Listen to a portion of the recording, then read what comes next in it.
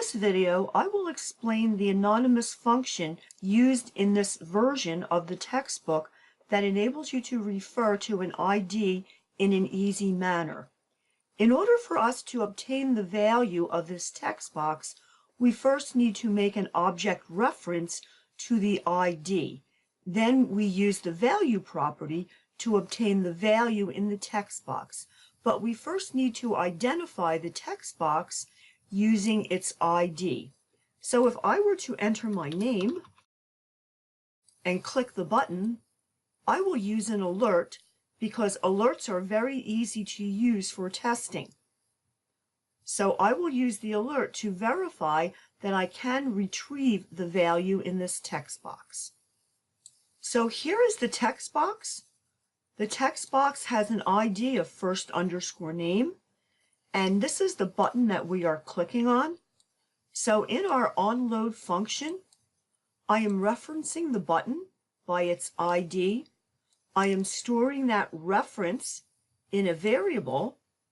Then I am using that variable with the onClick event so that when that button is indeed clicked on, it will call this function. Document.getElementById is very long and sometimes cumbersome to use. Therefore, we can create a function to replace it, which will do the same thing, return the object reference. So this is the function, and the author is using the $ as the name of the function. This is an anonymous function because it is stored in the variable called $. This function returns a value. This function takes a parameter. The ID is a variable. We will pass it an ID, and it will return the reference using document.getElementById, the ID being the value that we pass to it. Remember, I am clicking on this button and I am executing the getValue function.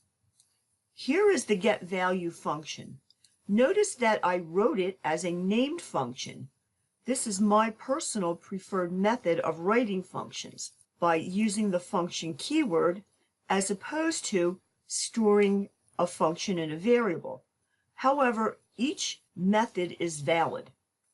So in this function, in order to retrieve the value, I first have to make an object reference to the text box, then retrieve the value.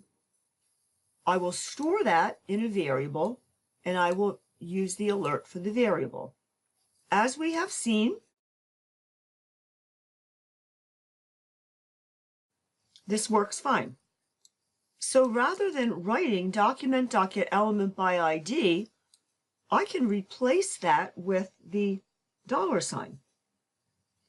Because remember, the $, is a function that takes one parameter, the ID value that we want to access. So this is the name of my function, and it takes an ID. And what it will do, it will return a reference to the ID of first name, because that is the argument that I passed to the function. And then we retrieve the value. This is a shorter method of writing document.getElementById. I could do the same for my button. I can just put a $ in front of it, and I am calling the function, and I'm using the show argument to pass to the function. So the ID variable now is show, and it's returning an object reference, document.getElementById show, and I will store that in the variable, and then I will click on that button. So if I were to save this, and now I will type in Maria, and I will click, you can see that it works. I no longer had to use getElementById to reference the button or to reference the text box.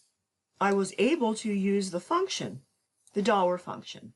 Personally, I don't like using a $ as a function name.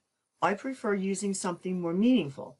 So let's change the name of this function to getID. So all I need to do is change my function name.